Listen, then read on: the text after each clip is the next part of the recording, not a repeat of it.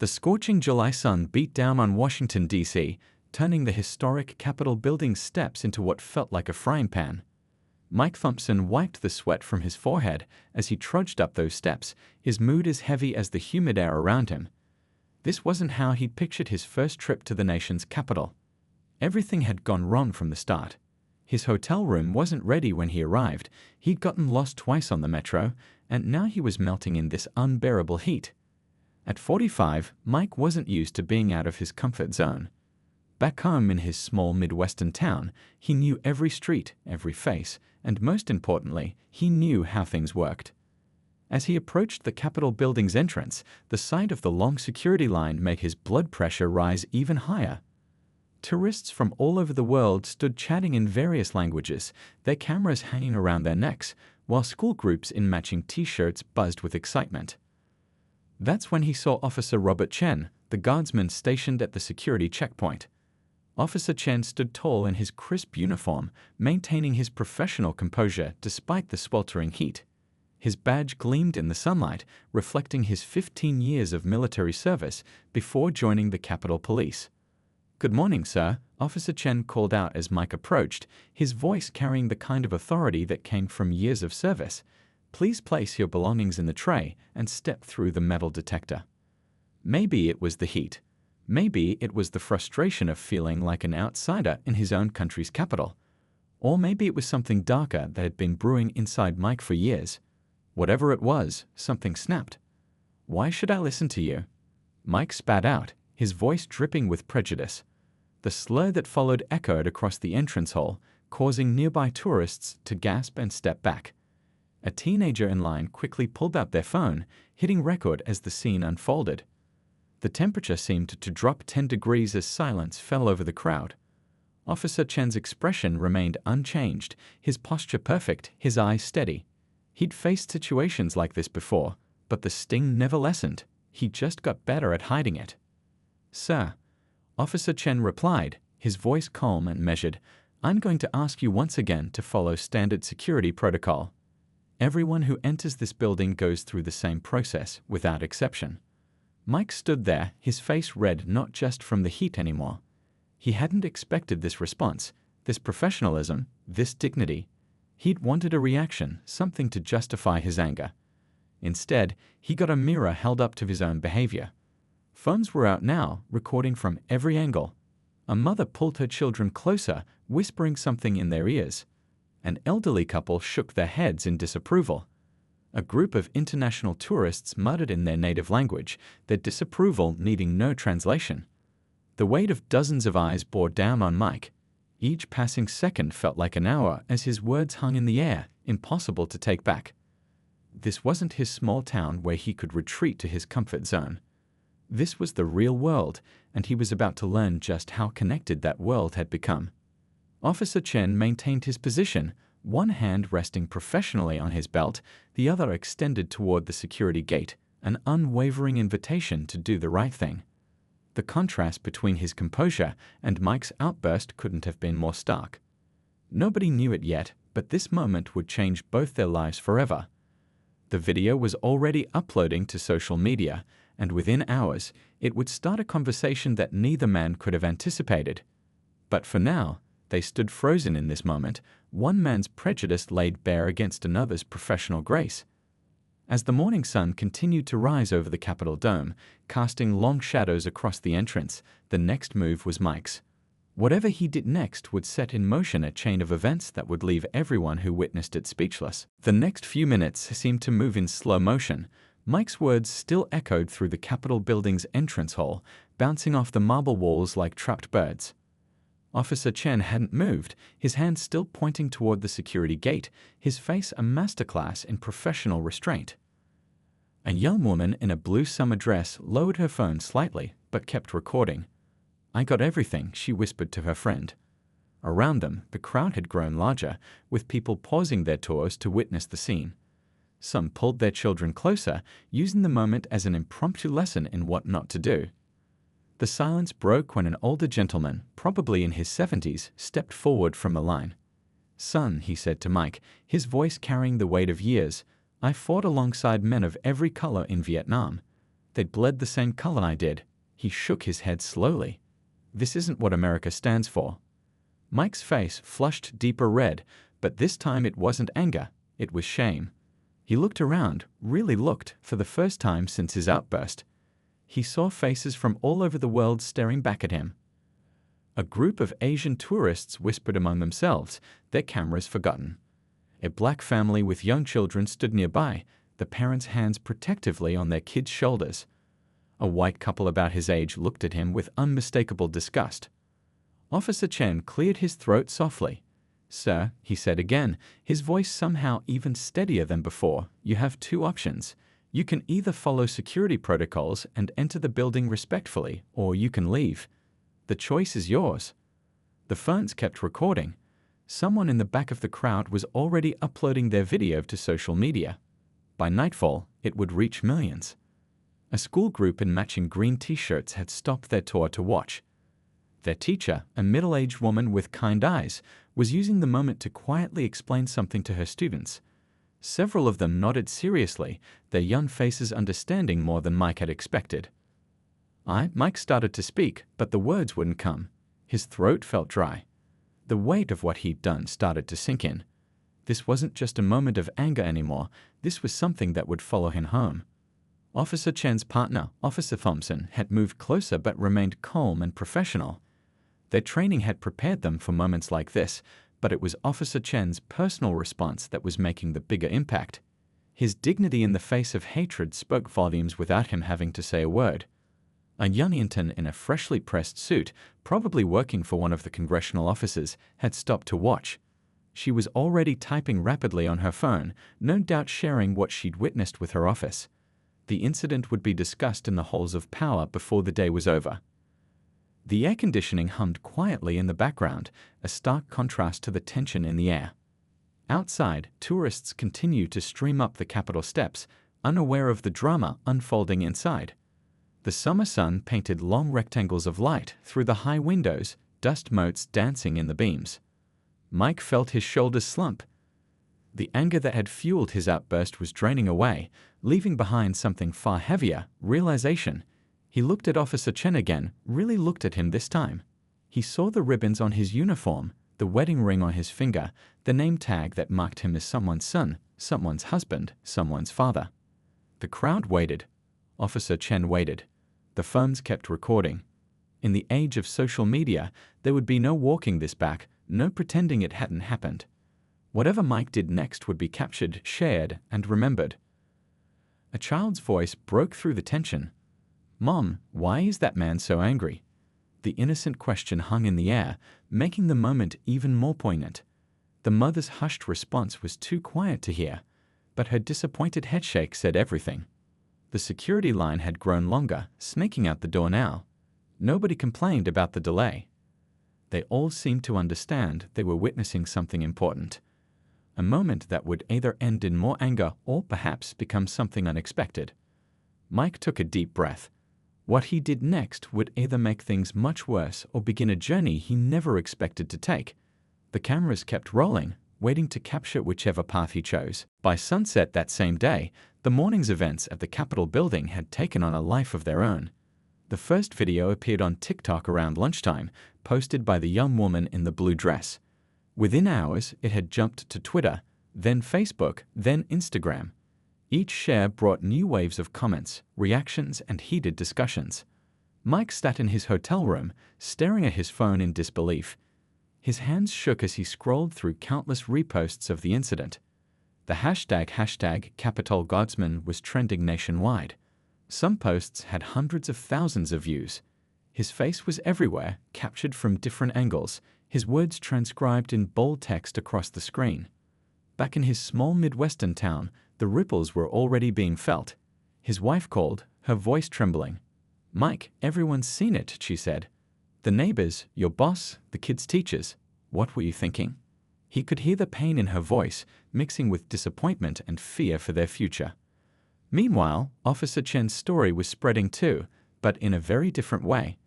Someone had dug up photos from his military service, pictures of him serving overseas, helping local communities, standing proud in his uniform. His service record spoke of bravery under fire, of lives saved, of duty served with honor. Each new detail made Mike's actions look even worse. The Capitol Police switchboard was flooded with calls.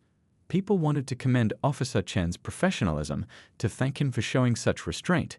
Local news stations were requesting interviews. National networks were picking up the story. Dignity under fire, one headline read. Capitol Guard shows America at its best, said another. In Mike's hometown, the local Facebook groups were on fire. People he'd known his whole life were sharing the video, most of them shocked to see their neighbor behaving this way. His daughter's high school friends were commenting with sad face emojis. His son's baseball coach sent a message saying they needed to talk about his continued involvement with the team. Around dinner time, Mike's boss called. Take some time off, he said carefully. We need to discuss this when you get back. It wasn't a request. The company's social media accounts were already being flooded with angry messages from customers threatening to take their business elsewhere. Officer Chen, finishing his shift, found his locker filled with thank you notes from fellow officers and visitors. A congressman had stopped by personally to shake his hand. But when asked for interviews, he politely declined. I was just doing my job, he told his supervisor. Like any other day. The viral spread wasn't just about anger or outrage, it had sparked real conversations. Teachers were showing the video in classrooms, using it to discuss civil rights and respect. Workplace managers were scheduling sensitivity training sessions. Parents were sitting down with their children, trying to explain both the ugliness they'd witnessed and the dignity they'd seen in response. Back in his hotel room, Mike kept scrolling, unable to stop himself. He saw his face turned into memes, his actions dissected by social media influencers, his words transcribed and analyzed by news commentators.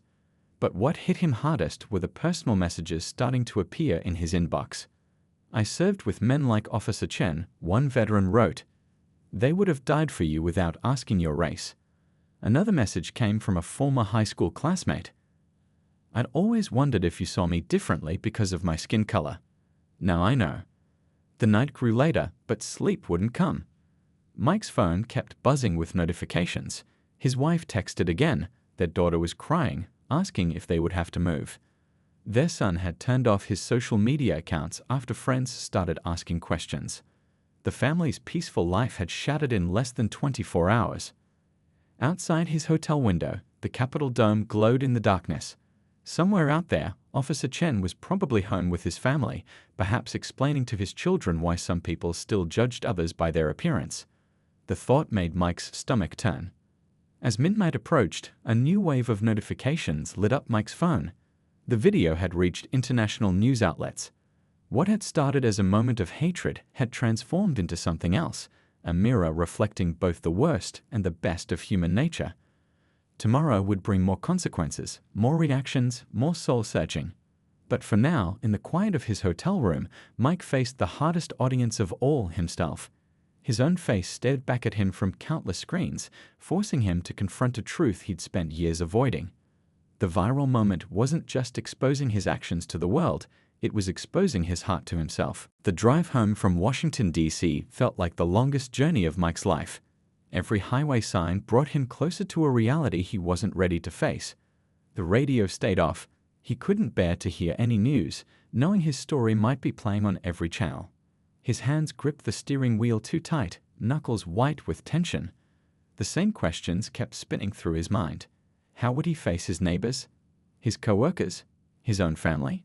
The comfortable life he'd built over 45 years was crumbling, and he had no one to blame but himself. When he finally pulled into his driveway, the street looked different. Mrs. Reynolds, who usually waved from her garden next door, quickly went inside. The kids who were always playing basketball across the street grabbed their ball and disappeared. His own house seemed to loom over him, no longer the safe haven it had always been. His wife met him at the door. The look in her eyes wasn't anger. It was something worse. Disappointment. The kids are upstairs, she said quietly. They haven't wanted to come down all day. The house felt heavy with unspoken words. In the kitchen, bills and papers were spread across the table. His wife had been doing math, trying to figure out how long they could manage if he lost his job. 23 years of marriage, and she never had to worry about their stability before. Your brother called, she said, putting on coffee they both needed. He saw the video. He asked if that's the kind of thing you said when his wife came to family dinners. His sister-in-law was Filipino. Mike felt sick, remembering all the times he'd made jokes at family gatherings. Upstairs, he heard movement, his daughter's footsteps. She was 17, in her last year of high school. Yesterday, she'd been excited about college applications. Today, she wouldn't look at him. His son's door stayed firmly shut, the sound of video games barely masking his attempt to avoid the family crisis. Mike's phone buzzed. His boss had sent an email. Mandatory meeting tomorrow, 9 a.m., 20 years at the company, and now everything hung by a thread.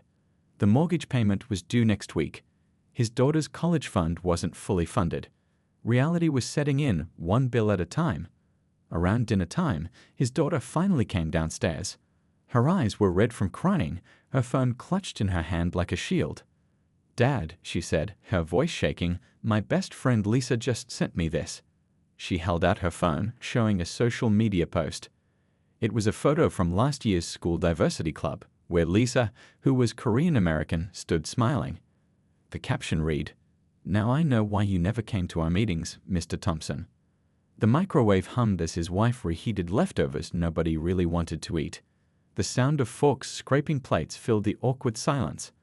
Mike noticed his son watching him between bites, trying to figure out if the dad he'd looked up to was still the same person. Later that night, unable to sleep, Mike found himself in the family room, looking at photos on the wall. There he was at his daughter's dance recital, standing next to her Korean dance instructor who'd taught her for 6 years. Here was a picture from his son's baseball team, with Coach Rodriguez who'd helped him improve his pitching. Photos of family vacations, work parties, neighborhood barbecues, all showing a diverse community he'd been part of but never fully accepted. His wife came downstairs, wrapped in her old robe. "I keep thinking about Officer Chen," she said softly. "About his family watching that video. About his kids having to see that." She paused, making sure her words sank in. "Our kids had to see it too, Mike. They had to watch their father become someone they don't want to be." The night crept on, dark and quiet. From upstairs came the muffled sound of his daughter's voice. She was on the phone, probably with Lisa, trying to salvage a friendship that shouldn't have been in danger in the first place.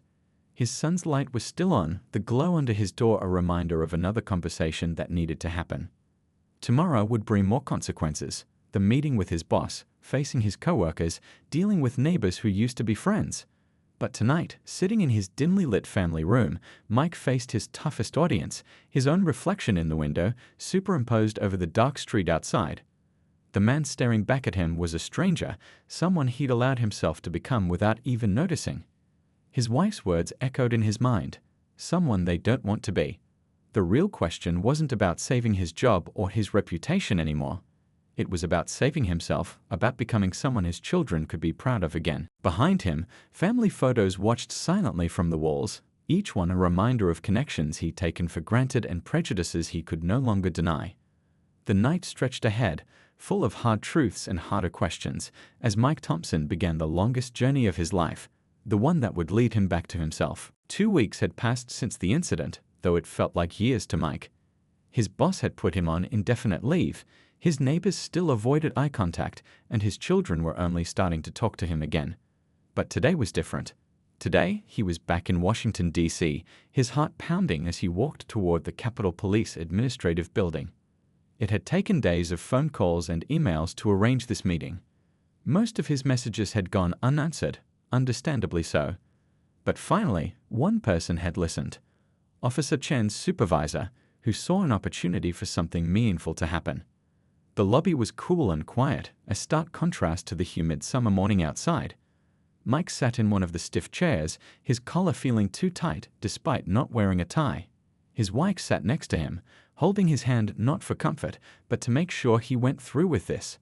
A door opened and Officer Chen walked in, dressed in his civilian clothes, a simple blue button-down shirt and khaki pants. He looked different without his uniform, more human somehow. His wife stood beside him, her face a mix of curiosity and caution. Their 2 kids, a boy and girl about the same age as Mike's children, stayed close to their mother. The room felt heavy with unspoken words. Mike's rehearsed apology stuck in his throat. What could he possibly say to make things right? How do you apologize for showing the worst of yourself to someone who had shown only the best? Mr. Thompson, Officer Chen said, breaking the silence. His voice was the same steady tone from that day, but softer now. You asked to meet my family. Well, here we are. He gestured to his wife and children. This is who you were really talking to that day. Mike's wife squeezed his hand harder. They'd brought their own kids too, who sat awkwardly in the corner of the room. His daughter couldn't stop looking at Officer Chen's children, perhaps seeing for the first time how similar they were to her and her brother. Mike started, his voice cracking. He cleared his throat and tried again. I've spent every day since then thinking about what I did, what I said. I've been trying to understand why I did it. He looked down at his hands. The truth is, I didn't really see you that day.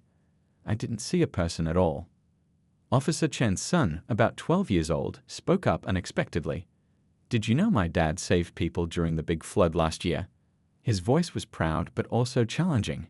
He was on the news and everything. Mike hadn't known that. Of course he hadn't. He hadn't bothered to know anything about the man he'd insulted.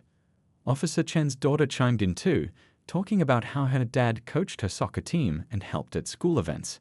With each word, the real person behind the uniform became clearer. Officer Chen's wife stepped forward. My husband came home that night, she said quietly, and had to explain to our children why someone would hate him without knowing him. Do you know how hard that is? The air conditioning hummed in the background as silence fell again. Mike's daughter, who had barely spoken to him for 2 weeks, suddenly stood up. I want to say something, she said, her voice shaking but determined. She turned to Officer Chen's family. I'm sorry for what my dad did. But he's not that person anymore. At least he's trying not to be. Mike felt tears welling up in his eyes.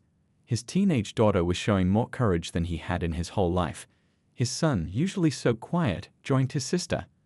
Dad's been different since it happened, he added. He's been reading books about racism and stuff. He made us watch documentaries with him. Officer Chen looked at Mike's children for a long moment. You know, he said thoughtfully, it takes a lot of strength to stand up for someone who made a mistake. Even if that someone is your father. He turned to Mike. Maybe you learned that strength from them. Mike's wife spoke next, her voice steady despite her tears. We've had a lot of hard conversations these past 2 weeks. About privilege, about bias, about the world we want our kids to live in. It shouldn't have taken this to make us have those conversations, but here we are. Officer Chen nodded slowly. Here we are, he repeated. He looked at his own children, then at Mike's. Maybe that's why we're all here today. Not just to make peace with the past, but to show them a better way forward. The meeting lasted another hour. The kids, initially awkward around each other, found common ground talking about school and video games. The adults shared stories about their families, their hopes, their fears. Slowly, the tension in the room transformed into something else, not quite friendship, but understanding. As they prepared to leave, Officer Chen held out his hand to Mike. It was a simple gesture, but loaded with meaning. Mike took it, feeling the strength in the other man's grip.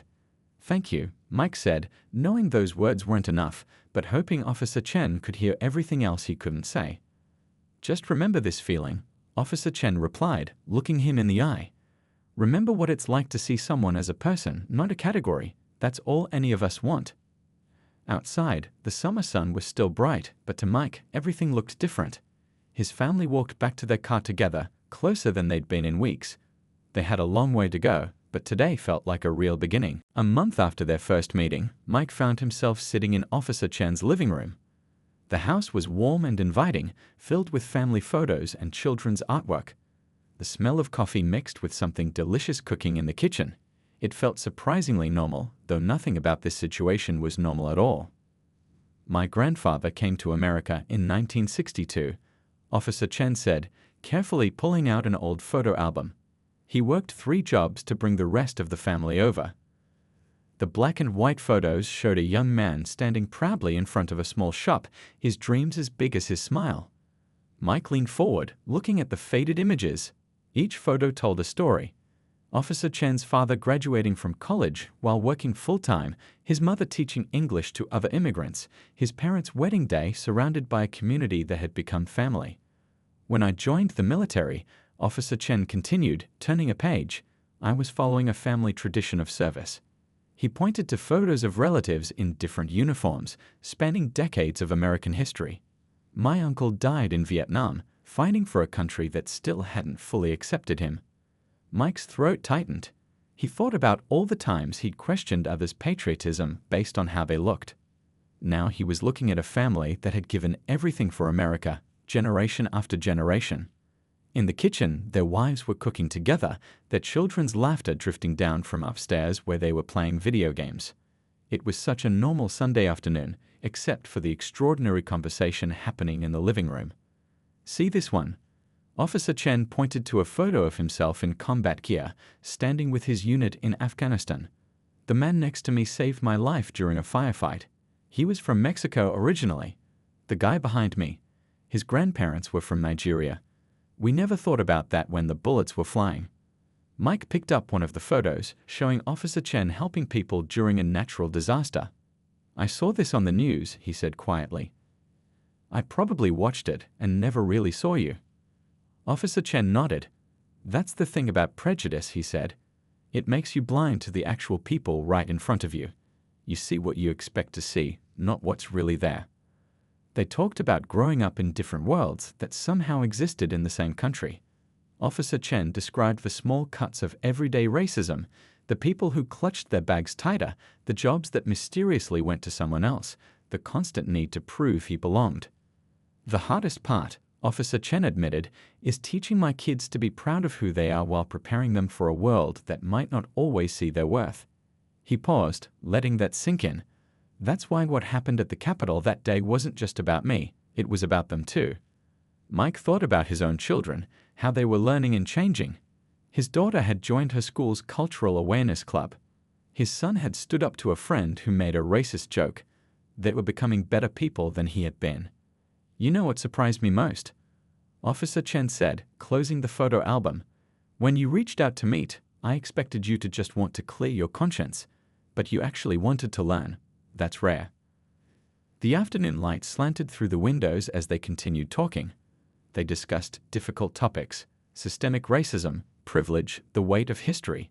But they also talked about their hopes for the future, their shared values, their dreams for their children.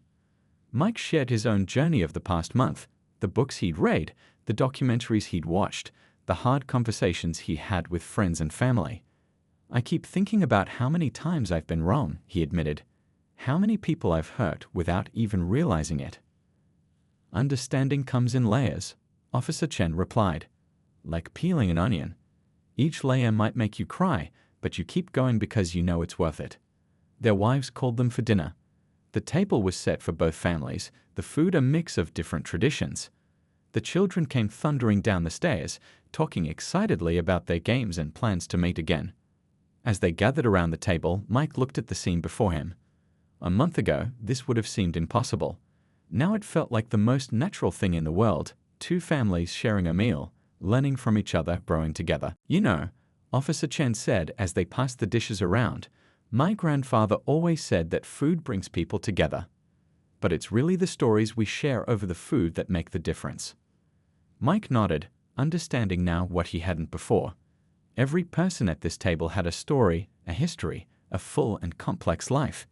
Each of them was more than what anyone could see at first glance. The conversation flowed easily, jumping from serious topics to everyday concerns and back again. There was laughter, honest questions, and moments of deep reflection. This wasn't just a lesson in diversity, it was a lesson in humanity.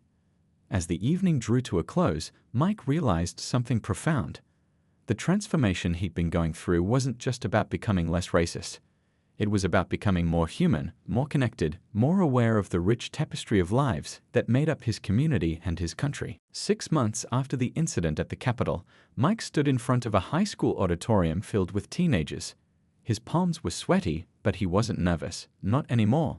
He'd told this story too many times now to be nervous. I'm as the villain in a viral video, he began, earning a few knowing chuckles from the students. Most of them had probably seen it. But that's not the end of my story, it's actually the beginning. Officer Chen stood at the back of the auditorium watching. They did these talks together now, traveling to schools, community centers, and police departments across the state. Their unlikely friendship had become a powerful teaching tool. You might be wondering why I'm here, Mike continued, looking at the sea of young faces. I'm here because hate isn't something we're born with, it's something we learn. And if we can learn it, we can unlearn it too. A student raised her hand.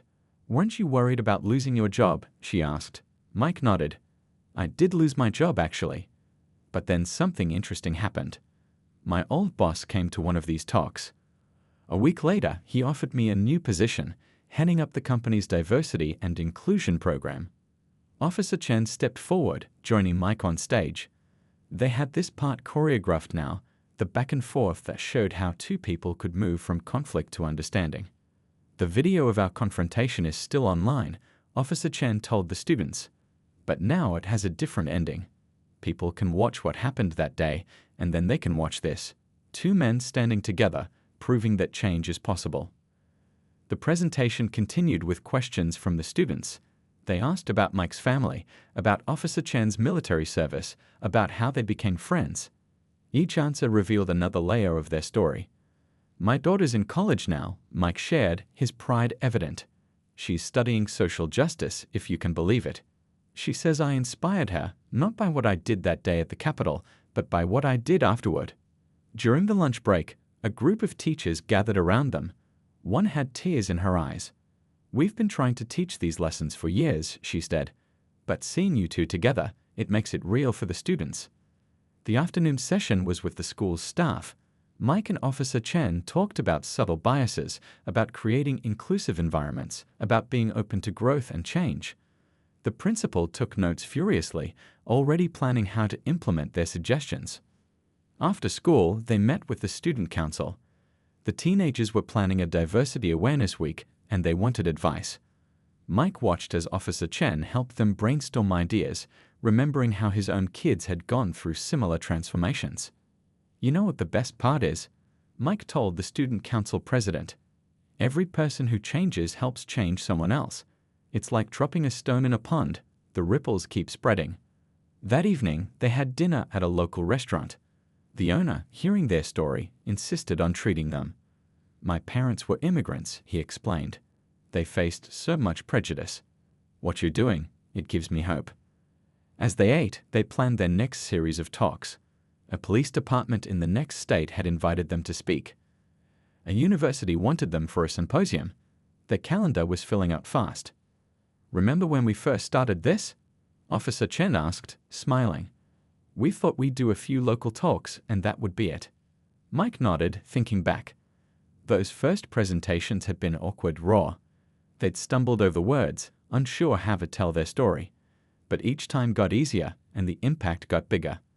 His phone buzzed, a text from his wife. His son's baseball team had won their game. The team was diverse now, like so many things in their lives had become. Change had rippled through their whole community. I got another email today, Officer Chen mentioned, from someone who saw the original video. She said watching our new videos helped her confront her own biases. She's starting similar programs in her city. Mike sat back, taking it all in. Their story had traveled far beyond that moment at the Capitol. It had become something bigger than either of them, a testament to the possibility of change, a blueprint for turning conflict into connection. Later that night, driving home, Mike thought about all the lives they touched. The students who'd asked for advice after presentations, the parents who'd shared their own stories of prejudice and growth, the communities that were slowly, steadily changing. The same social media platforms that had once spread the video of his worst moment were now sharing videos of his best moments, speaking with Officer Chen, working with community groups, helping others learn from his mistakes. Their story wasn't just about personal transformation anymore. It had become a movement, spreading hope and change one conversation at a time.